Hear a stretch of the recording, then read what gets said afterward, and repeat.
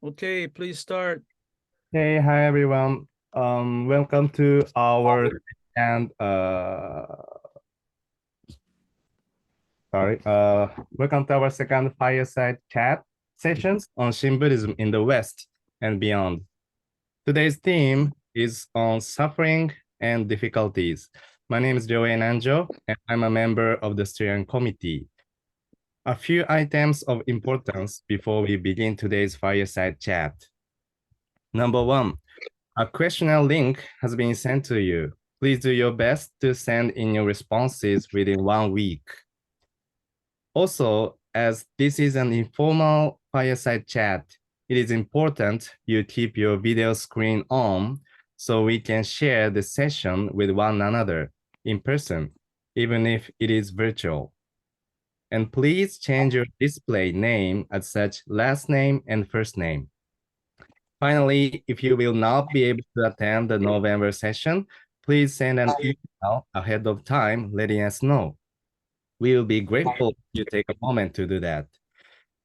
Now, it is my pleasure to introduce Dr. Kenneth Tanaka, who will be serving as our instructor and discussion leader for our sessions. Dr. Tanaka, the floor is yours. Okay, thank you, DOA, Reverend Nanjo. Great to see all of you again on our second session, and we are looking forward to a fun and exciting and stimulating session. Okay, so we would like to get started, and today we're fortunate to have Barb MacCarl from Canada, and she will tell us a little bit more about herself like we did last time. So we get to know her a little bit in about 5 minutes. Tell us everything about yourself in 5 minutes. Okay, so let's give Barbara a round of applause to welcome her and thank you. Okay, Barb. Well, first of all, I'd like to thank, I have a bit of a throat thing going on as well, so bear with me, please. I'd like to thank Reverend Tanaka and the steering committee for the amazing hours that they've put in and put this course together, which I think is really good. And I really love the format of it. This year, the Fireside Chat. And I'm pretty honored to have been asked to say a few words. So, so sorrow and suffering, it's a huge thing. Mine started, I guess, when I was 15, and I lost a friend who was very close to me in a car accident. And I basically fell off the boat, and nobody seemed to notice. And that led to leaving home when I was 15. Going excuse me, Barb, can you stop a second? Myrna Takasaki, can you mute yourself? Okay, so, all right, thank you. So everyone for now, while we're listening, kind of mute yourself, and because you may not be able to control your sound. Okay, Barb, let's continue. So that just led to a lot of heartache. I left home. I basically knocked around till I was about 17, and then I went back home and finished high school and went to college. At 23, I got cancer, and they gave me a 50-50 chance to live. And it just, you know, it went on from there. At 28, I had septicemia and basically died and had an out-of-body experience. And it was tough going for a while. Right now, I mean, life is pretty good. I live on a mountain called Big White, about an hour outside of Kelowna, and attend the Vernon Buddhist Temple, which has a wonderful, wonderful Sangha there. And my 5 minutes are probably pretty well up. Wow, that's I learned more about your life, um, and I didn't realize that you not only lost your um, not only lost your good friend at the age of 15. I know that had a huge impact, and I know you'll talk a little bit more about that. But I didn't realize I hadn't heard about your illnesses early in life. Like at 25, being told you have 50-50 chance of surviving. Well, that must have been wow. Uh, how was that? I mean, can you want to share a little bit of your Sure. thoughts? Yeah, I was 23 actually. I was pretty young. And I was diagnosed with all below diaphragm lymphoma and had cancerous nodes all along my aorta and around my ovaries. And Oh, I think part of the hardest part of that was being told I would never have children because of the chemotherapy and radiation near my ovaries. Life is good. Amita takes care of us. I have two of the most beautiful children on the planet. I surprised everybody with that. But out of all of that, and particularly out of what happened when I was 15, when my friend died, it led me it just led me on a really intense spiritual journey, because I felt from him passing that there was more than just this life, that there was, and so I spent my whole life on a spiritual journey, basically trying to find out what the truth would be for me. mm. Um, Going back also to your losing your good friend at the age of 15, uh, I think when we had that preparatory session, you talked about that quite a bit. Maybe you can share more of that and what that, did to you, and how you felt and how you responded. I know it was traumatic for you, and wasn't there some kind of something that someone said in regards to that that really kind of impacted your search and your encounter with Shin Buddhism later? So maybe you can talk a little bit more about that. Okay. I can. I think I know what you're referring to. When he passed, he was a very spiritual person. And when he passed, I was at a total loss, and I kept, speaking and talking and saying, tell me what's on the other side, and tell me and tell me. And then one night a voice in my room did tell me, and it said that there were 6 levels of existence. And, we're on these different planes, and that had the most impact of my life of anything, because it totally defined my spiritual journey. And I spent many years studying Christianity, and at the university level, and intensely. I was with the Salvation Army for a while. But because of what that voice told me that night, they did not have the answers, and there was no. I had one United Church minister's wife say, it doesn't say I go to prepare many rooms for you. It says I go to prepare a room. Like there was just. So I didn't know anything. I mean, I grew up, I lived in a very small town of 2,000 people, a farming town. I didn't really know anything about certainly Eastern religions. But it defined my search, and I always knew I would look into Buddhism and study Buddhism, but it's very hard to find someone who will talk to you about Buddhism. Yeah. It doesn't seem like it should be, but it is, because it's so personal for people. Yeah, I'm sure it is. Can you say what that voice, you mentioned 6 realms, and what can you say a little bit more about what about that 6 realms of existence, spiritual So dimensions? when I was introduced to Shin Buddhism, I was lucky enough to at that time have a sensei who was very much into teaching and talking, and I did a lot of studying with him.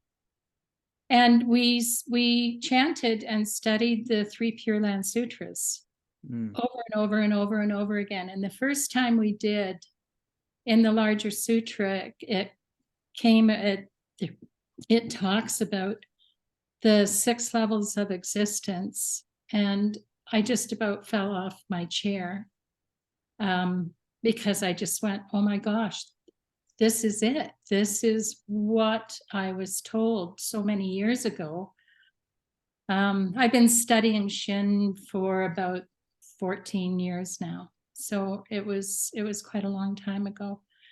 But that just cemented for me that this is where I should be and what I should be doing, and it has been an amazing journey. So how old were you at that point from when you were 15? So this was when you're much older, right? Oh, yeah, I was about 53. Oh, so almost 40 years, and Yeah. So you came upon this passage in the sutra. It talks about the 6 realms, and you were just floored. And Absolutely. yeah. Yeah. By the way, did you say, "Oh my God"? And what did the Buddhist minister say? I might have said, "Holy smokes!" Yeah, holy smokes. Okay, well, and then so the minister must have been surprised, huh? For you to react that way, and Yeah, I think he was. Yeah. And can I ask you also, you were going to Christian church and studying Christianity, and what was that experience like? And you said you ultimately probably didn't find anything there for you. Well, I found a lot there. Whatever I do, I do wholeheartedly. But the bottom line is, it wasn't my path. There were answers, specifically about rebirth, and also the fact it's, most religions are very, very exclusive, and Shin is so inclusive. It welcomes, you can talk to anybody. Well, okay, so you felt included, and so let's put this in the context of the Buddhist teachings of 8 kinds of suffering, the four main ones, and 8 total that we learned last year, and many of you in other occasions. And how would you put your suffering in the context of basically 4 noble truths, and then the 8 kinds of suffering? Do you put it in that context? Well, I don't think you can isolate it out. Yeah. Really, I mean, to suffer death, the loss of a loved one, sickness, and when you're away from home on your own for 2 years, from 15 to 17, you also really notice a big increase in the skandhas. It touches them all, basically. So with the 4 noble truths, how you see it in relation to the 4 noble truths. What happened when I discovered Shin was more of not so much working through the Four Noble Truths, and because you can practice them as much as you want, and it's still imperfect. You're never going to realize you can do as good as you can, and that's about it. But what I realized was just one of the very first books I ever looked at when I started studying was Ocean. And it really, truly was. I had fought so long against the current and about stuff happening. With Shin, I just went and just let it go. And it made a huge difference in everything. Well, that's good to know. When you say ocean, you're referring to my book, right? I am referring to your book. Because maybe some people haven't quite gotten that. They're thinking of Atlantic Ocean or something. So, okay. Well, if anybody hasn't read it, it's an excellent book. If for new, well, you know, that book I wrote when I was, it's almost 25 years, almost close to 30 years ago. And it came out of my experience as a, minister, a young scholar, responding and thinking to questions. And so it really came out of my experience as a minister in the U.S. and that's been translated into Japanese, and it's one of the good selling books, and now it's been translated into Portuguese. That Reverend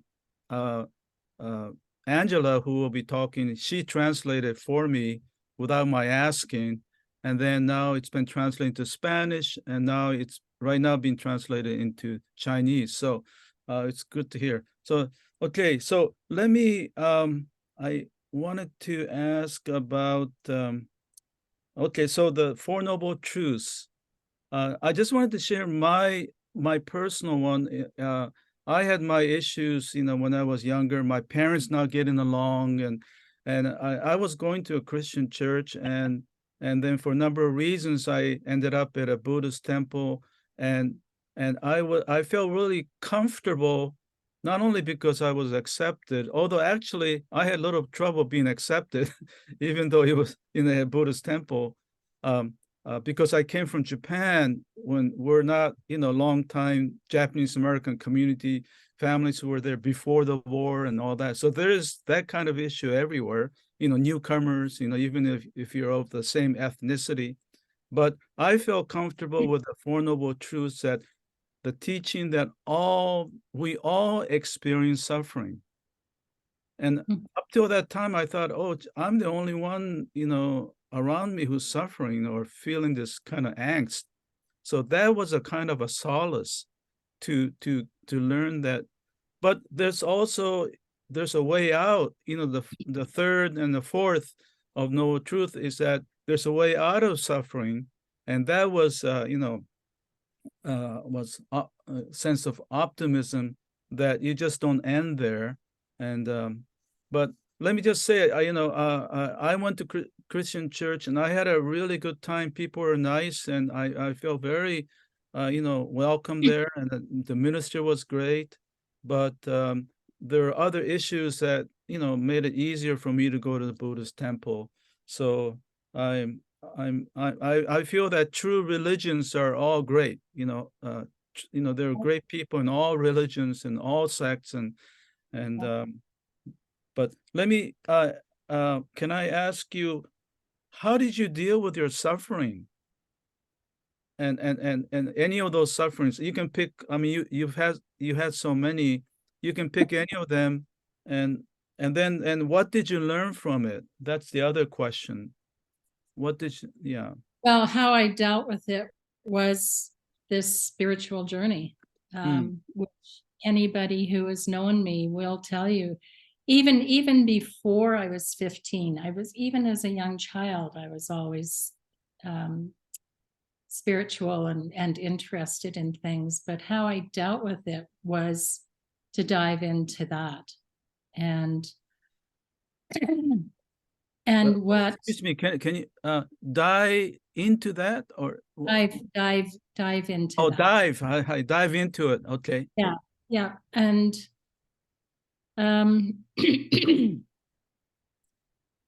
that is it. It was to understand. Really, it was to understand life, spirituality.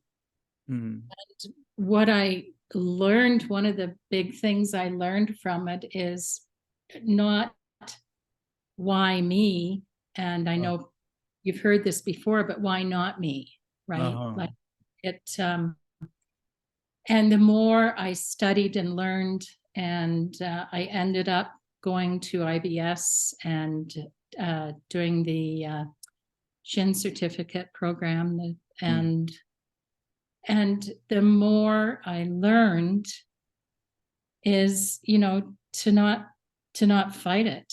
And really this moment that we're dealing with right now, whatever is going on, that is what we have to deal with. It's what's happening right now. It's not whether sometime in the future I'll be able to have children or not be able to have children, but it's what's happening in your life right now. Mm. You can't look at the past, you can't look at the future. You can only deal with what you can deal with and what is, tangible then. And then you don't even have to deal with that, because you can just say the Nimbutsu and let it go, really. Mm. Mm. So when you say dive into it, that's what you mean, is to be. I pretty well totally immersed myself in study Mm. for many. Yeah.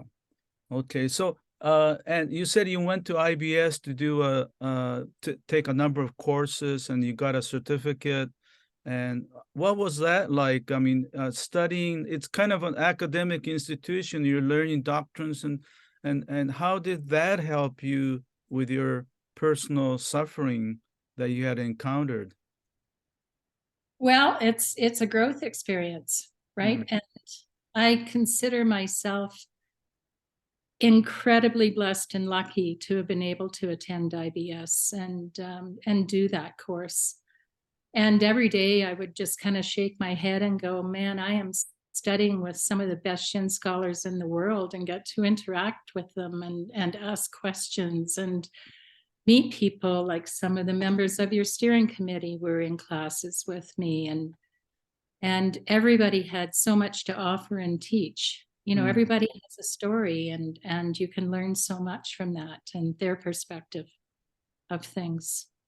So that was actually, I mean, I've had many wonderful things in my life, but boy, going to IBS was right up there at the top. I love it every minute. When you mentioned dive into it, and you use another word, immerse yourself into it. And that reminded me of a book, a famous book that I actually talked about last year, is Tuesdays with Mori.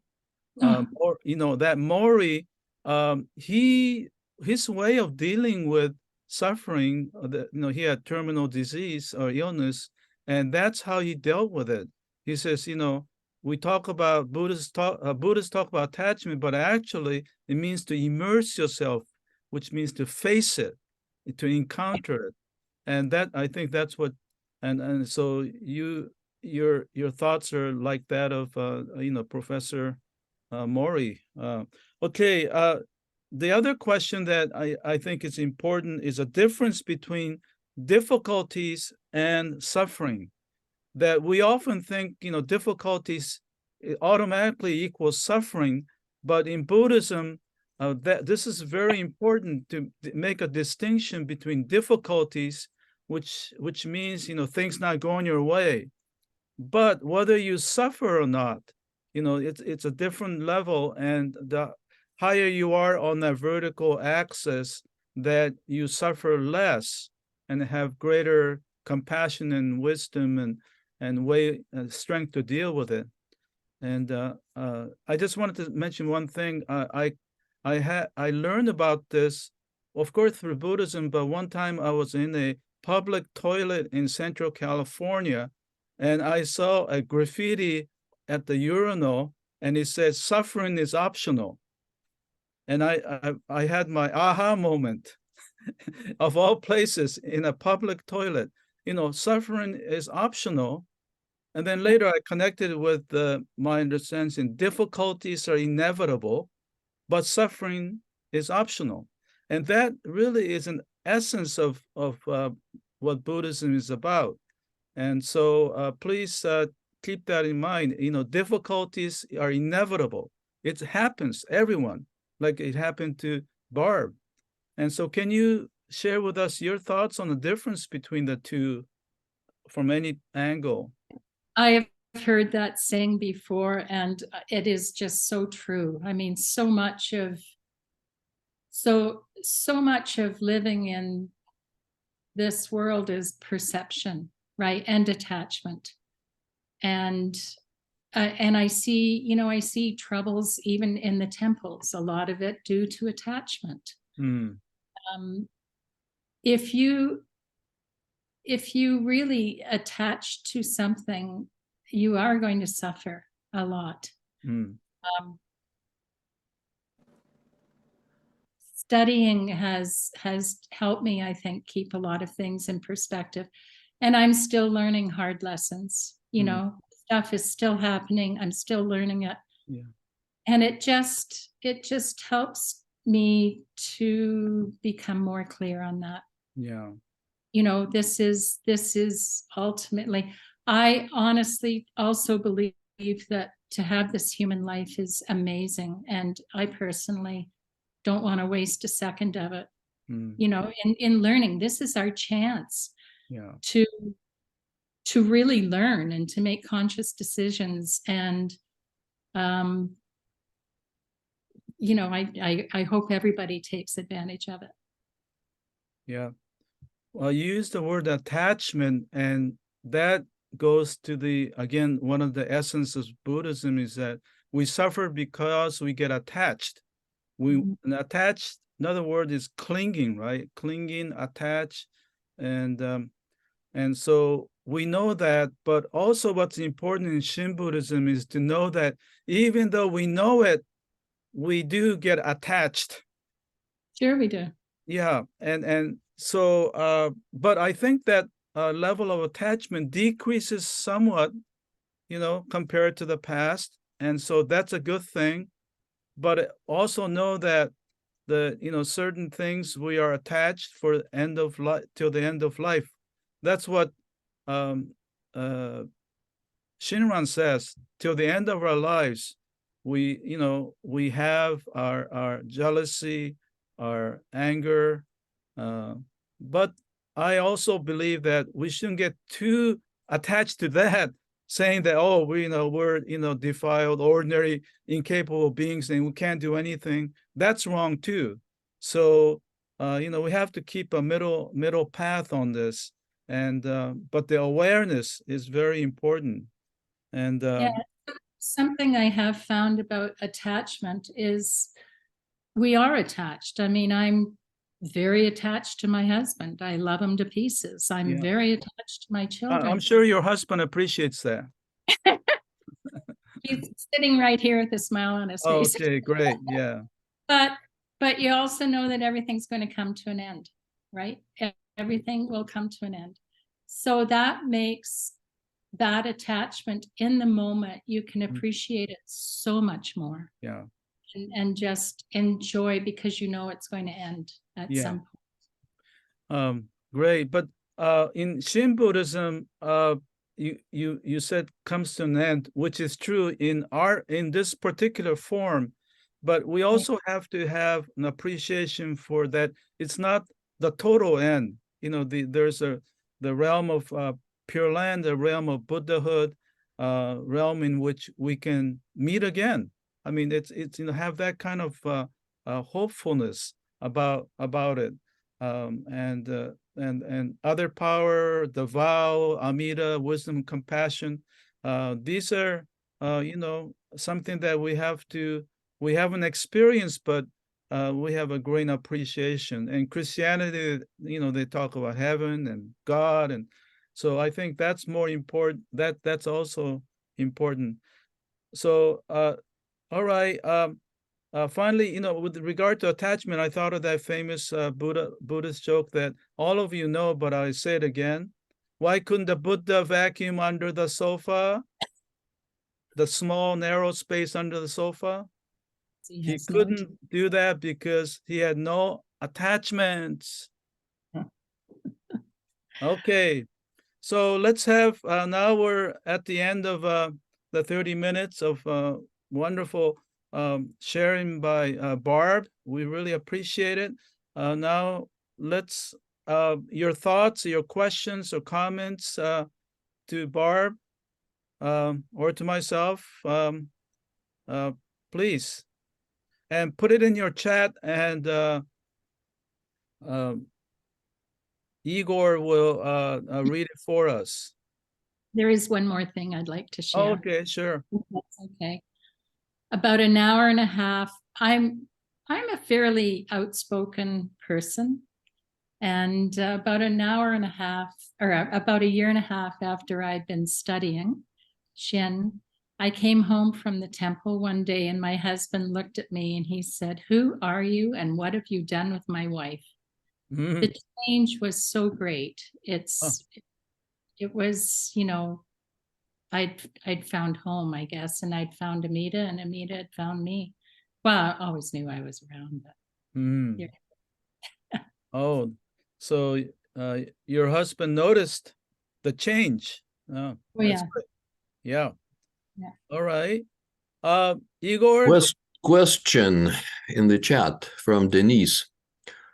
How far apart is attachment to what should be and attachment to what appears to be? That is gratitude for the moment.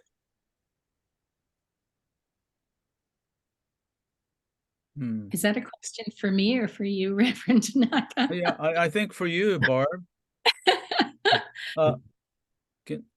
Can you repeat that, please? Yeah, Igor? can you repeat it?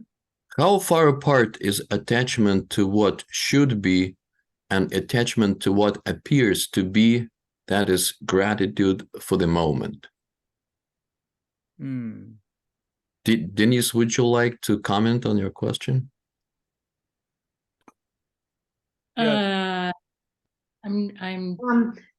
I guess Denise, I'm not yeah. sure if I'm using the correct words for both. Like one attachment to what I want, and the other being an attachment for what you were saying for your husband, for living for in the moment. Or is that more gratitude? Yeah. Well, if I may, I think the gratitude is not attachment, because attachment is what you personally, individual, want to go your way. But gratitude, you're not seeking anything. It just happens. It comes from the situation. It's given to you. It comes. So that is those are two different things. And gratitude, you're happy. Well, emotionally, when you feel gratitude, you feel settled, at peace, happier, and you don't want anything. You're happy because you don't need anything. You're satisfied with what you have. And then on not only are you happy, but you attribute that to something else that's greater than you. It can be your family or friends, or Amida or God, So I think it's where we want to be. Yeah. Barb, you want to add anything? Well, I think, we're talking about attachment for things we want. I think that, you can think, I would really like that. But with me, then I have to let it go. And I know that if I'm meant to have it, I will have it. So I don't think it's, you don't have to stop, in my mind, thinking about things that you would like. It's just if you get attached to the outcome, that's where the problem is. So you can think about what you would like, and I just put it out to the universe. And more often than not, I get it. Oh, that's good. One of the points you made is that what you want, you will get it if the universe allows it. I mean, if things, causes and conditions make it possible, you'll get it. And if you don't, you don't. And that's, That's how I feel about the Los Angeles Angels. Such a bad team, but you know, you shouldn't be too attached. What will happen, and afterwards, you know, hey, my life hasn't really changed. It's no big deal. Although there are things that are big deal, you know, I mean, you know, a loss of a loved one, that's so immediate to you. But okay, Igor. There is a comment and another comment. Let me read first the long post from Kerry. I really relate, Barb. After experiencing the loss of my father, I found out that he had been attending a Shin temple. I went to find out what this was all about, and it was like all the puzzle pieces came together. I felt aligned, I felt at peace, I felt a belonging. 6 years later, I'm still learning. Thank you for sharing your journey and insights.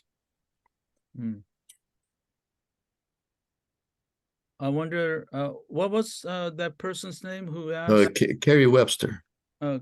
Carrie, you want to share a little bit more? If not, that's fine. And okay. Okay. If not, there is another comment from Merton. Yeah. Oh, okay. Okay, please. Carrie. Okay, Carrie. Okay. We I can, was going to say that my dad was oh, We cannot hear you. You're breaking. unfortunately, Carrie, it's you're kind of moving in and out, so we can try later if you have time. We really like to hear from you. Okay, so we'll get back to you. Okay. There is a little nice comment from Myrna. So cool to know that you're just up the hill at Big White, and I'm listening to you from the Lower Mission. Oops, jumped over. From the Lower Mission area of Kelowna. Oh, so you're neighbors. Yeah. Well, I used to live in Kelowna till June, so have we ever met? Myrna, unmute yourself. Yes, Barb, we did meet at the temple several years ago. You were teaching a class with Michael and Ginevra. Right. The Right. introduction to Buddhism. And yes, the introduction to Buddhism, and I was at that class. Okay, great. Oh. So you guys can reconnect. Okay, Yeah. Igor. There are more questions. This one is from Elsie. I'm still trying to understand the difference between difficulties and suffering. Oh. Are you saying that we all have difficulties in life, but our perspective affects if it turns into suffering? Like how to deal with illness, sickness, death? Yeah. Barb, you wanna? I think that we all have suffering as well, not just difficulties. We all have suffering. Yeah. But we can we can make our way through that. The more we understand about attachments, I mean, if we can be so attached to something, we can be so attached to our house, and the house burns down. And that happened to us in 2003. The house burned down. It was just a house. It was just a house, and no one was hurt, and we could replace everything. This was in a forest fire we had in Kelowna. Other people lost their houses, and they were absolutely devastated. You know, it's how much force you put on that attachment. Yeah. So let me just say that, you know, yeah, as Barb says, the difficulties and suffering, we all experience it. But for a more greater enlightened person like the Buddha, he has less suffering. Enlightened people have less suffering and greater compassion and concern for others. So that's the difference. So for us, we all, the suffering is still great, but I think Buddha does not worry if his hair gets thinner, like me, as I get older, because I'm attached to my hair, I suffer. Okay. Well, Buddha, he doesn't have any hair. It's shaved, but even if he had hair, he wouldn't care. I'm just making a kind of a lighthearted story out of it. But for enlightened person or people who are higher up on the vertical, I think there is less suffering, and that's the key. But as Barb says, as householders with attachments, families in a marriage situation, it's the greatest source of attachment. So we need to know that, and that's our challenge. Okay, Igor. Yeah, there are a few questions. Since we are kind of short on time, let me read this last one from Kim. It seems like suffering is key to moving us off the complacent life. Barb, do you think that suffering is necessary? Is there spiritual growth without suffering? I can only relate to my life and how it has unfolded, but I can say that all of the amazing and wonderful good things that have come out of suffering and realization. And I would be a different person today, I think, if I hadn't lived the life that I've lived. Good. Igor, why don't you ask the next question? This one is from Joe. Barb and Reverend Tanaka. I'm interested in the moment that Barb found a reference to 6 realms or levels of existence in the larger sutra. Was this a reference to the 6 realms of samsara or something else? Well, it was a reference to the hell realm and the animal realm and the human realm, and that's what it was a reference to, which made a lot of sense to me. And I can't tell you exactly. I might be able to, but I don't think we have time. I'll look it up, and I'll put it in the chat where that reference is. And I'd just like to also comment on the last one. In the larger sutra, it also says, if a man has a house, he'll worry about the house. If he is a cow, he'll worry about the cow. So the Buddha knew we all will be attached, right? But it's just how you progress along that journey. Okay. Thank you. And just last comment here from Jen. She writes, I really love hearing about unexplainable spiritual experiences like the voice you heard. I've had many weird, unexplainable happenings throughout my life, including seeing other things. Makes me feel more normal, and I appreciate you sharing that. Thank you. I think a lot of us have all kind of extraordinary experiences, and especially of a kind of a spiritual variety. And I think we need to, appreciate that and be able to talk about it like today. And I think that Barb, with your sharing of, your experiences, I think you've given kind of comfort and encouragement to a lot of people who are listening in. Okay, so this concludes our session with Barb. Thank you so much. It was wonderful. Thank you. All right. So we would like to go to the second phase of our session, and we're so happy and lucky to have Reverend Angela Andrade. Are you Reverend Angela? Whoop. Hello. Okay, Hi. there you are. Okay, so she has joined us all the way from Brazil and Rio de Janeiro. And That's right. so I'm especially happy to have her and always see her because she was at the IBS when I was at the IBS, and we have been in touch all these years after that, and she continues to do her missionary work in Brazil.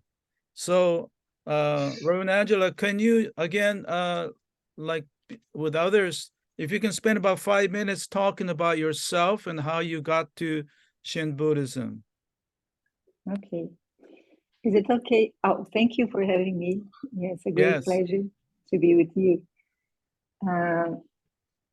Can I read? Is it okay if I read it? Because you know I used Oh, to sure. No problem. write down. Yeah. No problem. Okay. So both of my parents, their background, not reading to everything, but their background is as most Brazilian population, which is Christian. So I was raised in a Catholic school. As a teenager, however, I felt that my connection with Christianity was not so strong, became too loose. And then I began to question, why am I going to this church? I didn't feel the connection, so I stopped going to the church. Then one day, a friend of mine, he lent me Alan Watts' book on Zen Buddhism. And this book was an eye-opening experience to me. And it really drew me to a different kind of world, the Eastern thought, this world of meditation, the koan, and all that I found really fascinating. Needless to say, I did not understand most of its ideas, but at least from this reading, I tried to practice Zazen as it was described there. But having failed to reach the goal I thought of stop thinking. I understood that stop thinking was the goal of Zazen, and it did not happen. So I gave up. Moreover, I did not have I did not look for a teacher at that time, did not have a teacher. So years later, a friend invited me to attend lectures held at Theosophical Society. This led me to meet knowledgeable teachers such as Reverend Gustavo Pinto and Reverend Murilo, who wrote many books on Buddhism. And then I joined the study group Reverend Pinto had. And then for about 5 years, I attended his lectures in one of his students' home, where I also learned to chant the Shoshinge. That was just before the sessions. Reverend Kyoya Imai from the Kokusai Center, he was at that time a missionary, Kaikyoshi, living in São Paulo. And so he supported and collaborated with Reverend Pinto and joined this group, teaching also and chanting with us. And through Reverend Imai, I started going to the temple in São Paulo. From Rio to São Paulo is about 45 minutes flight or 6 hours by bus. So, but then I started attending the Howas, and especially the Honko, which is in January 16th for 3 days. So, and this was in 1984 that I had this initiation ceremony. It's called Kikieshiki. And from this time on, my connections with that community, and most of the Buddhist and Japanese descendants, they live around São Paulo. I mean, the great São Paulo. And in Rio, it's much, much less. And so then I had to go to São Paulo, and then I would go whenever there was an event or a honko especially, which is I could stay at the temple for 3 days and listen to many lectures, but many of the lectures were in Japanese. So at the end, I would ask the sensei to translate just a little bit or just the gist of it, a summary. And so I started, learning from other senseis as well, knowing many other kaikyoshi that were there in São Paulo. There's one talk in particular that called my attention. There was a tragedy, the story of the tragedy of Vaidehi, which is in the Kangyo, the Contemplation Sutra. I was really impressed with the plot with Ajatasattu and the Devadatta, and Vaidehi's request to be saved. Yeah, among the many hoas, I think this one called my attention. And well, but it was trying to understand Saichi. That Reverend Pinto talks a lot about Saichi. This poet is considered a Myokonin. So trying to understand what is this changing experience that Saichi had, that for the reason is called Myokonin, I understand. This moved me to study more on Jodo Shinshu and to go to IBS and study Myokonins in depth. And just to briefly conclude this brief presentation, as I remember Kusada Sensei's classes and his whole attitude towards life and the Buddhist teaching, like how he dealt with his classmates. I realized that my object of study was very close to me. I mean, Kusada Sensei was a wonderful teacher. And so I had a great experience and great learnings and could meet many great teachers through IBS. And it was wonderful to be at IBS. Well, is it 5 minutes already? Okay. Yeah, you're over 5 minutes, but okay. All right. Sorry. Good. That's great to know. I found out about things that I didn't know before about you. So let me just summarize. You got introduced to Buddhism through Alan Watts. Your parents were Christians, like most people in Brazil, and you thought the aim of Buddhism was to stop thinking. And so then you met Reverend Pinto and Reverend Imai, who ran discussion groups and then later you traveled. You're in Rio, and it's 600 kilometers from Sao Paulo, where the temple is, and so you used to go there to hear lectures and sermons, and most of which was in Japanese.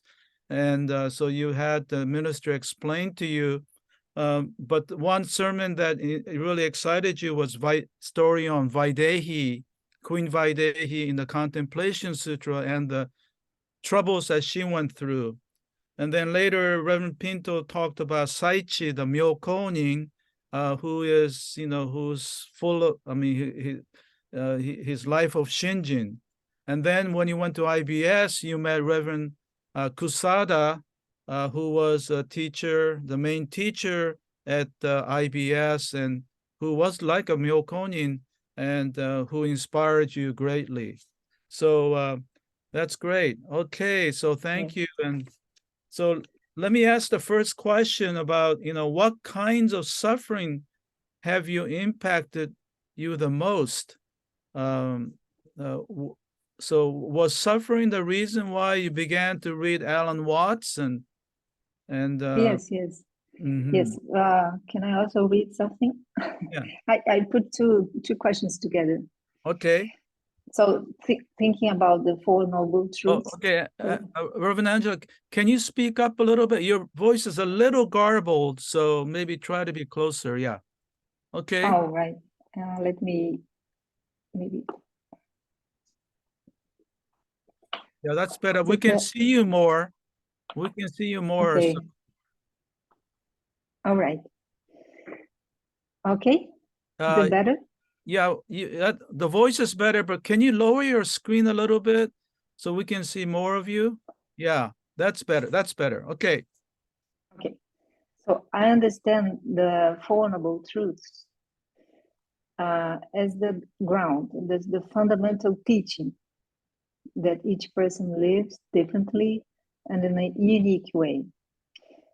But although as a physician can do while dealing with his patient, we may sometimes identify some illness or what we have been suffering and even its cause. However, when it comes to treat it, which involves a practice to really eliminate the problem, then we have no other way than to strive. I mean, the practices involves striving, right? And this involves also falling and standing up, falling, standing up, and moving ahead throughout our lives. So I see that leading with suffering is a long life process in which it is only listening to the Dharma and reciting the Nembutsu that can be of help and alleviate the burden. So I'm speaking now of my experience. In my experience of losing a child at childbirth, this was many years ago, it felt as if my whole life was paralyzed for some time. This perception of time, of course, occurred many years after. I mean, I realized this feeling of time perception as if it's paralyzed. When I was striving to understand why this has happened to me, you know, why the question, why it's me? Since I did not find an answer so quickly as I would expected, then it felt like a long time. As you know, the time to mourn the loss of a beloved one varies from one person to another. Fortunately, the Buddhist path appeared in my life. And then gradually the mourning matured and was transformed into acceptance and some understanding. Listening to Kisagotami's story was also an eye-opening experience. Her story shows that we need to move forward, overcome the distress, and walk the path with more commitment. Kisagotami couldn't accept the reality of death, and with this mindset, she was lucky to come to meet the Buddha, who instructed her to find mustard seeds, as he told her. I'm sure you all know the story, right?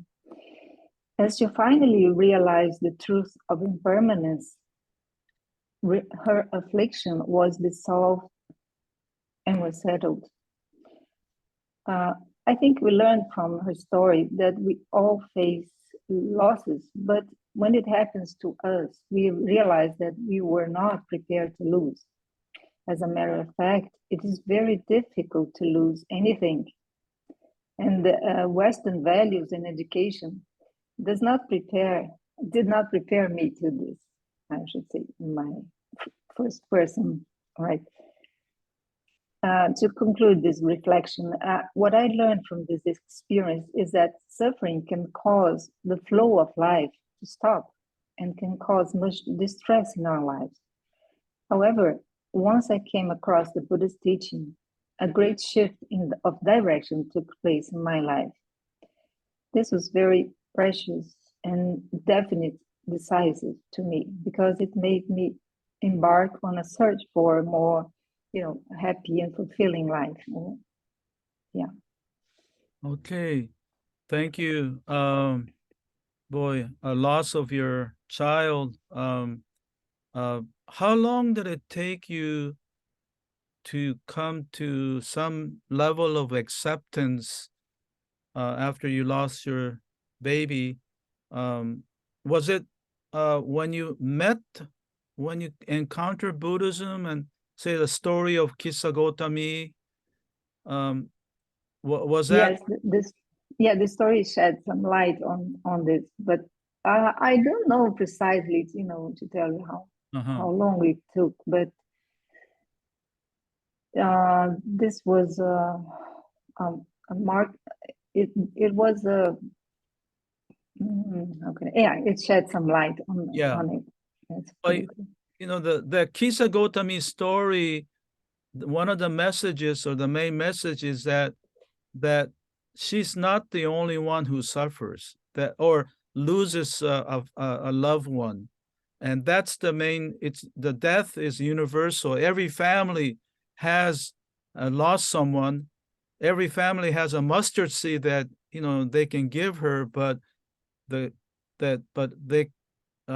all have experienced loss. So was the view that all families experience loss?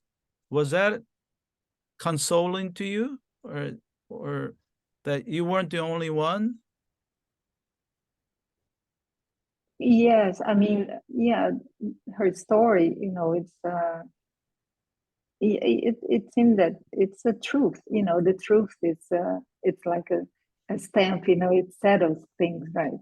It's definitely, it is not only me. Yeah, it's something you can share with the others, right?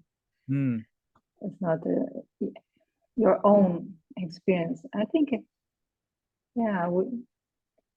it opens this self-centeredness that we have. We see, it's not only me. It opens the self-centeredness that it's not only me. That's a good phrase. Yeah. And what other kinds of suffering were there others that afterwards, I mean, that you've experienced in your life? Well, recently my father passed away, and it was very tough. It was during the COVID-19, and it was everything, put together. It's really hell kind of thing. Yeah. I mean, the government, all the levels, social level, government, and even the place where he was living was in reformation, restoration. So it's really, really different. And his illness, of course. So everything put together was really difficult. So he died from COVID. Yeah, he had pneumonia. Pneumonia, yeah. I see. Could not be, hospitals were very crowded, and the vaccines were delayed to delivered. Very frustrating. And you had a president then who was not very helpful in our no. Yeah. Awful. Yeah. And but the loss of your child was long time ago, and now you have, this was a couple years ago. And in the meantime, you have studied Buddhism and have become even a reverend. Did it help? So the second time, or the situation, well, the situations are different, but were you able to deal with the latest bout of suffering or difficulties better? Oh, yeah, sure. I think so. Yeah, just to be, more present, just to be more accepting that you cannot do more than this. You have to. I think I could understand the limits of the situation, how much we could do, not get, really desperate. Yeah. Well, you used the two words that struck me: the word being present, and then also acceptance. So these are really key terms that speak to how we deal with difficulties, isn't it? And tell us something about, earlier you mentioned Reverend Kusada, who was also my teacher, and someone that really inspired a lot of us ministers of our generation. Reverend Kobata's here, and he knows him and others. And he was a very humble and man from Japan, and spoke very softly, but he has something that we all knew we didn't have, that we wanted to aspire for. So can you say a little bit about Reverend Kusada in the context of any of the things we're talking about? And what Yeah, well, I just know his Gongyo classes, teaching how to chant. It's Yeah. very difficult, chants and chanting, and it's so patient. It's amazing. Me and Joanne, we could not follow him chanting God's son or things like that.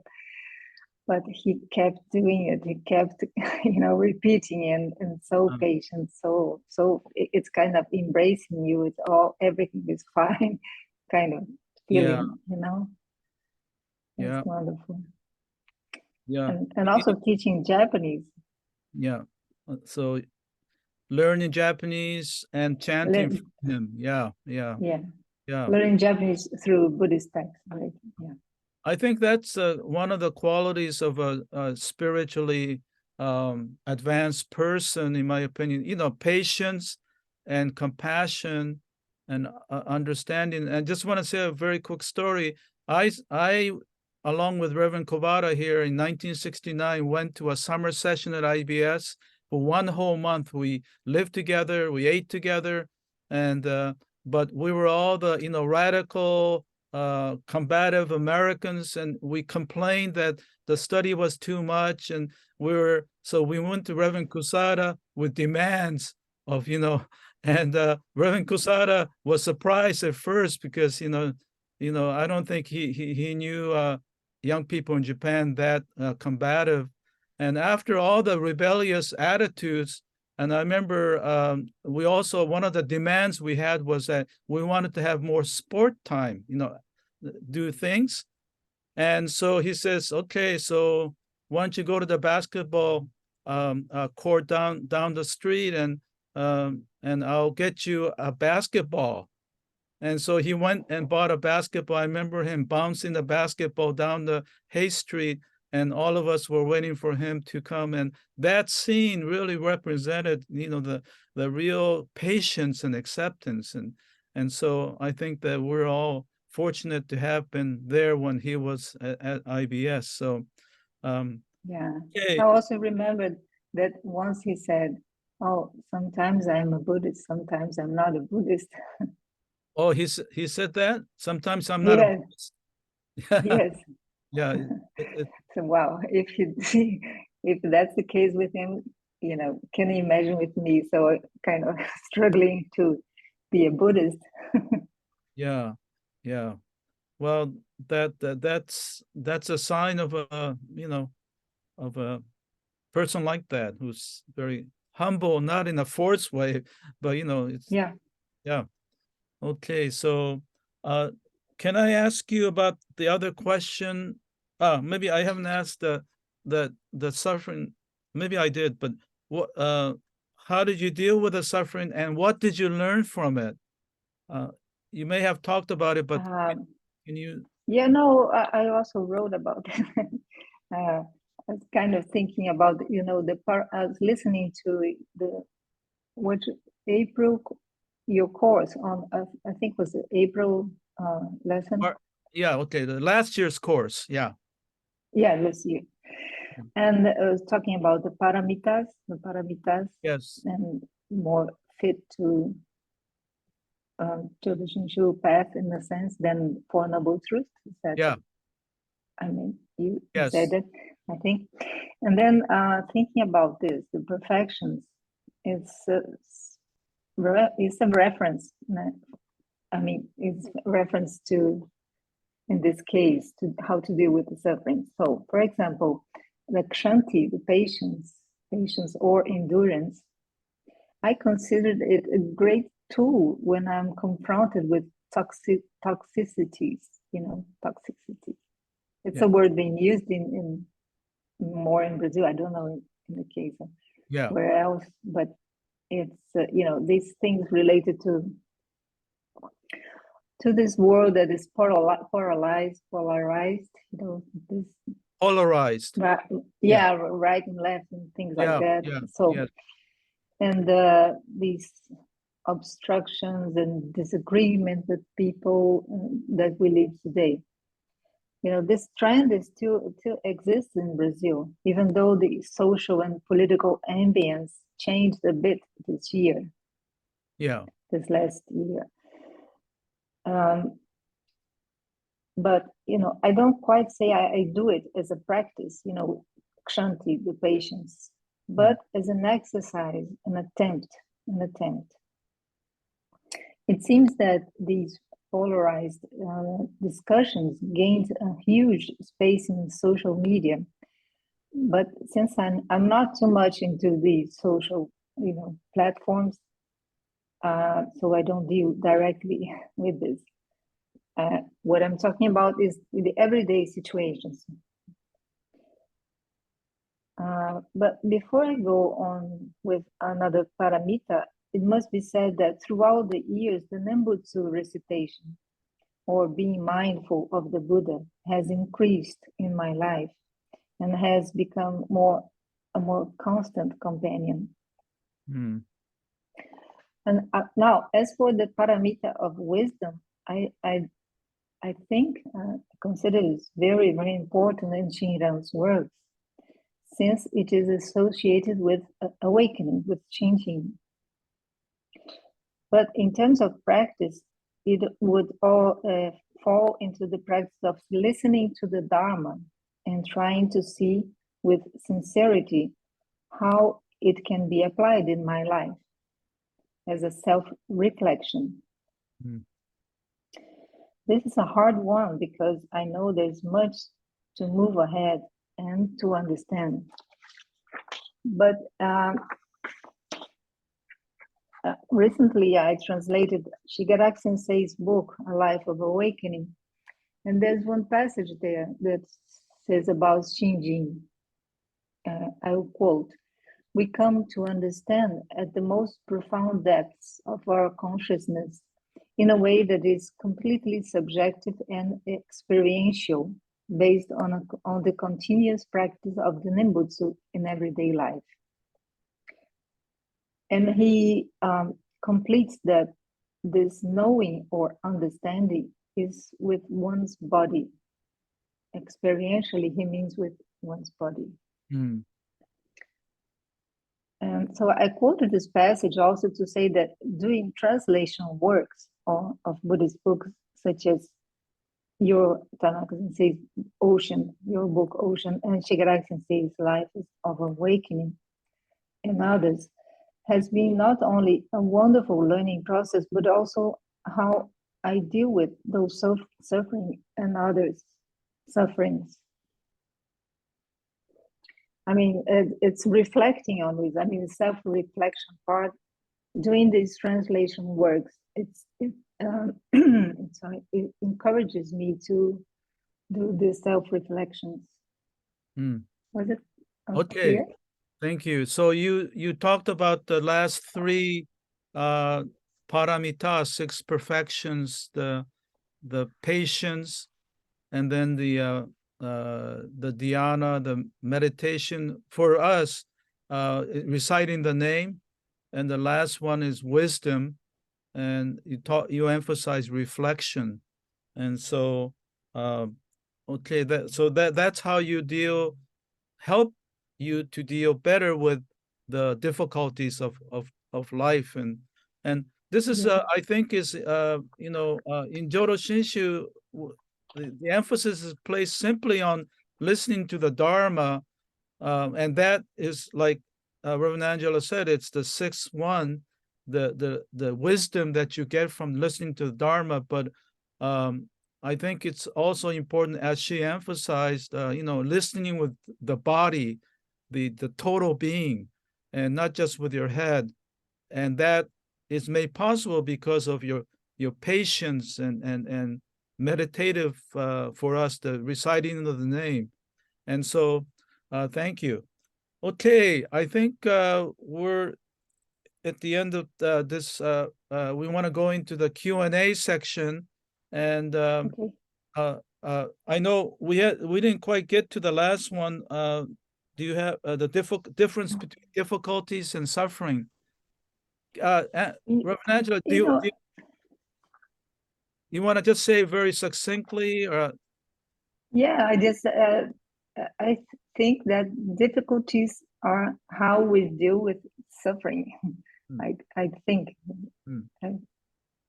maybe simplified in a sense. difficulties are how we deal with suffering? Okay, all right. Let me think about that. It's like a koan, a little bit. Okay, for me.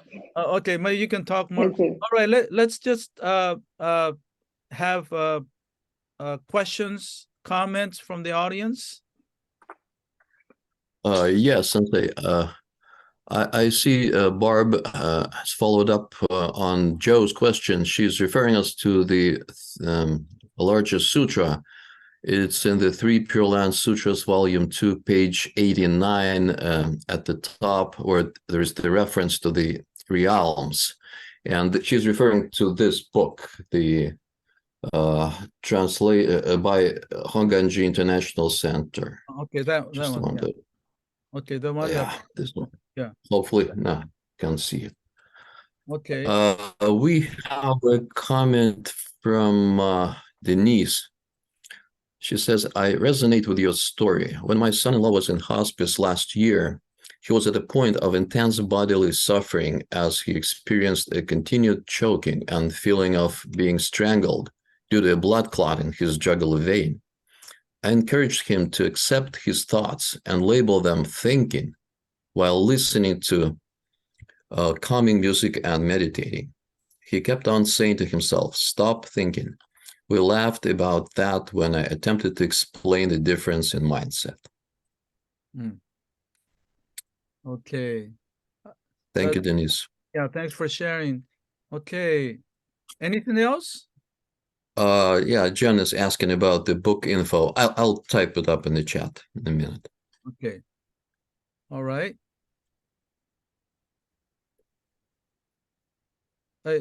No other questions? Nothing in the chat.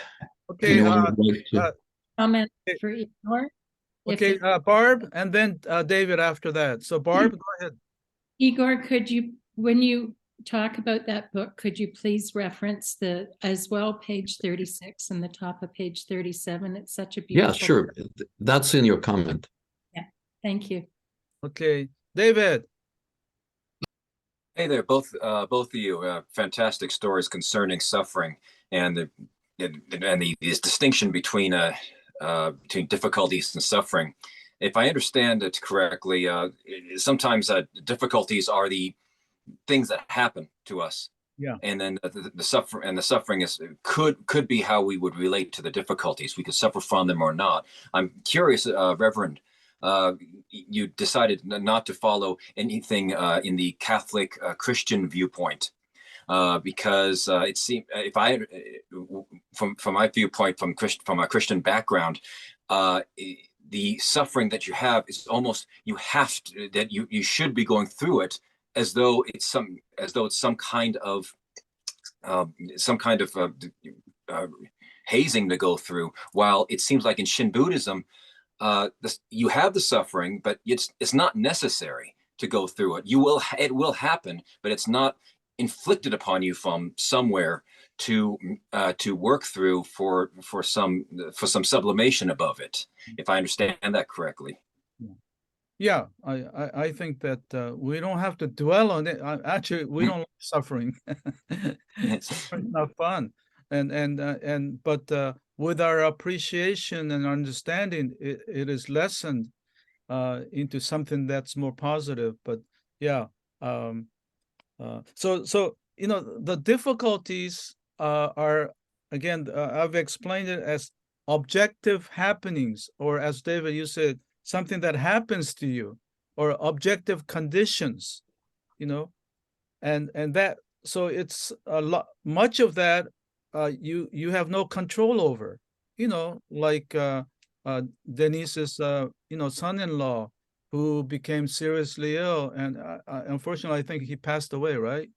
Yeah, last year. I remember last year you were telling me that your son-in-law had gotten ill and he passed away, and so that's the objective conditions, and conditions are that are beyond our control. But what is in your control much of the time, or some of the time at least, is the how you deal with it, how we experience it. And as I said earlier, the Buddha's way of dealing, or Shinran's way of dealing, make it so that they understand and they suffer less, and they have more energy and capacity for wisdom and compassion for others and for themselves. So I think, and then as far as your experience of the Christian way of dealing with suffering, I think there is, from what I hear from others, there is that emphasis on kind of going deeper into suffering, and that becomes almost like a test of your faith, and so I think we'll deal with we have later one of the speakers who used to be a Christian, and she has alluded to this issue, which I find very fascinating. So we'll deal with it a little bit more. So, but thank you for bringing that up. Okay. Next. Igor. Nothing in the chat. Oh, nothing in the chat.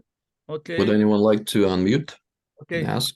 Maybe we have other ministers that I noticed, Reverend Ron Kobata and Reverend Kenji Akahoshi. Can I invite you to share your words of wisdom? I say, Yeah, quote. I can say that because they're my friends, and that's a joke. Yeah, no, it's not a joke. It's a way of being a little bit humble, to have a sense of humility. So Kenji, why don't you share? Reverend Nakahoshi was a minister at San Diego for many years after he retired as a dentist, and at the age of close to 70, and he 69. 59. No, I'm just joking. Well, what comes to mind is what I always look at is a spectrum, that there's a spectrum, that it's not one or the other. There's always a scale. And that this thought of suffering, often we think in terms of absolute, that the Buddha talks about nirvana being the extinction of suffering. But I think as Shin Buddhists, we look at these things as a scale, and that perhaps what our teachings have us understand is that everyone does go through, hardships, and the level of suffering or how it affects us could be dependent on our understanding of how life really works. And the way life really works is that people get sick, we get old, and we die. And so it's just looking at this, and our understanding of the Dharma helps us to minimize, let's say, the level of suffering. So I just want to add that so the understanding of the Dharma is the vertical dimension. See, and what happens to us is on the horizontal, and as you say, our understanding of the Dharma helps to lessen the difficulties, the impact that it has. So anyway, I know that Reverend Nakahoshi, you went through your own share of suffering, which I cannot fathom myself, and I was think about what you and Karen went through recently, and so anyway, I know that with your Nembutsu appreciation, that you're dealing with it much better than probably I would. But well, we lost our son, who was 44 4 years ago, of pancreatic cancer, and it's rare for someone that young to have this. And he was in very good health. He was a psychologist and really was recently married at that time. Things were going great, and then this diagnosis of pancreatic cancer came, and it came too late in the sense that because of his age, the physicians did not pick up the fact that it was pancreatic cancer, Oh. which is difficult to diagnose. Mm. But I think the Dharma, the Nembutsu, yeah, there's no way around that experience of suffering. But there is a level of accepting what is, and as almost a learning thing. And it's helped me, as a minister. And Ken, as you know, I just finished writing a book, and it's relating, it's given me a better understanding of our relationship with life and death, and especially death, and that it is a continuum. And so, again, it's a hard lesson, but it's been a learning process, and something as a human being we all have to go through. Yeah. Well, that's yeah, and I know from all that I've heard that he was such a great person, just like you, father like son like father, but at a such young age, and you ask why, what, but same with my daughter-in-law, 33, and so anyway, so yep. Sensei, let me read another comment from the chat. It's the comment by Teresa. I think the not dwelling on it part and letting suffering go is the key part. It does not seem correct for someone to feel like suffering is their choice perspective when they suddenly find themselves in a terrible situation, like a loved one dying. It is very human to feel that suffering, but learning to let it go and not get stuck attached to that suffering is the path out. Yes, 100% agreed. Yeah, But it's easier said than done. That's why we need the Dharma and the Sangha to support us. So yeah. Did someone, Guru Nakahoshi, did you want to say something? No, I just agreed that Teresa, yeah, I know she's gone through a suffering there. Oh, Teresa, yeah. I know about her suffering, and so she's got 3 kids, and she's very moving forward. Teresa, you want to speak up and share? I know. I think Reverend Akahoshi's comments, he said right after I posted that comment, so I think he answered it. But yeah, I agree. And for me, the Dharma is what helped me find the path out. Okay. And you always live with it. It's not like it ever goes away, but it helps you. It helps minimize. Yes. Yeah. Well, you're doing well, being active at the temple and raising 3 children, and so we all wish you the best. And okay, so thank for sharing. Anything else? Reverend Kobara, you want to say something? Okay, all right. Thank you for joining. Are there any other ministers here that if there are, please speak up.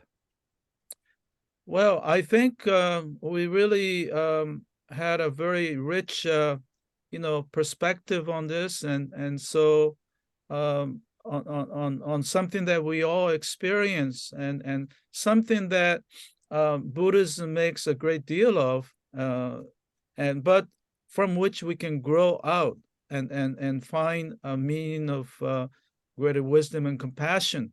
And so we also need, as I said at the very end, we need to also support each other, and Sangha is important. That's why this class is not just a kind of an island unto itself, but there should be bridges built to connect with others in your respective communities, and not only communities, but other people in your community and your life. So please share. And today we started to get notices on where you have donated your money in lieu of the tuition. So please keep sending that to us. And it's not the amount, it's the attitude. Even $1 would be perfectly fine with us. And so we really appreciate what you can do to donate to others, your temples and different communities. Okay, so this concludes today's session, and so Ryoe, so once again, let's have Sensei, Reverend Nakahoshi. Reverend Nakahoshi, yeah. Can I just say that this coming Saturday, BCA has a Buddhist education program, Let's Talk Dharma, and there'll be actually 4 people sharing their thoughts on the benefits they receive from being a Shin Buddhist. And this is a program that Teresa was on about 3 months ago. So this Saturday, if you go to BuddhistChurchesOfAmerica.org and scroll down to upcoming events, you'll see at 11 o'clock in the morning, California time, this program. It'll be about an hour, a little over an hour, I think. So also, when Reverend Akahoshi's book comes out, be sure to take a look at it, because I think it's quite very good, and he has a lot important things to say. So when is it coming out? when I clean it up and get a publisher. Yeah. Okay. Well, you just saw the rough draft. That was the first I'll draft. be happy to write an endorsement, and of course I get a cut from your profit. Oh, right? yeah. Okay, so so those who want, we need to we thank Reverend Angela and Barb, and really appreciate. Thank you so much.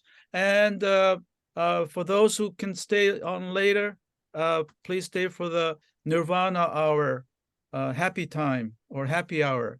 So Reverend Ryoe, can you close? Yes. So this concludes opening Fireside Chat for October. We hope that you found it instructive and meaningful. The link for the video will be sent to you in the next few days. We feel strongly that reviewing the video will enhance your learning as well as your ability to respond to the questionnaire. Again, please try to respond within the week, as the comments will be posted anonymously for us to gain greater insight to the many perspectives possible. If you still have questions or are interested in further discussions with our speakers, Barb MacCarl and Reverend Andrade, you will have the opportunity in a few minutes at our Nirvana Happy Hour. You are cordially invited to join us in what we call our Nirvana Happy Hour, where you may even bring your favorite wisdom water. The Nirvana Hour is strictly optional, so please do not feel obligated to join. For those joining, we will take, let's say, a 5-minute break. Yes. Okay. For everyone, see you at our next Fireside Chat on the theme of Practice in Shin Buddhism on Saturday, November 25th for most of you, and on Sunday, November 26th in Japan. Until our next class, please stay well and safe. Nirvana Happy Hour will begin in 5 minutes. Okay, thank you, Reverend Nanjo. All right, take care.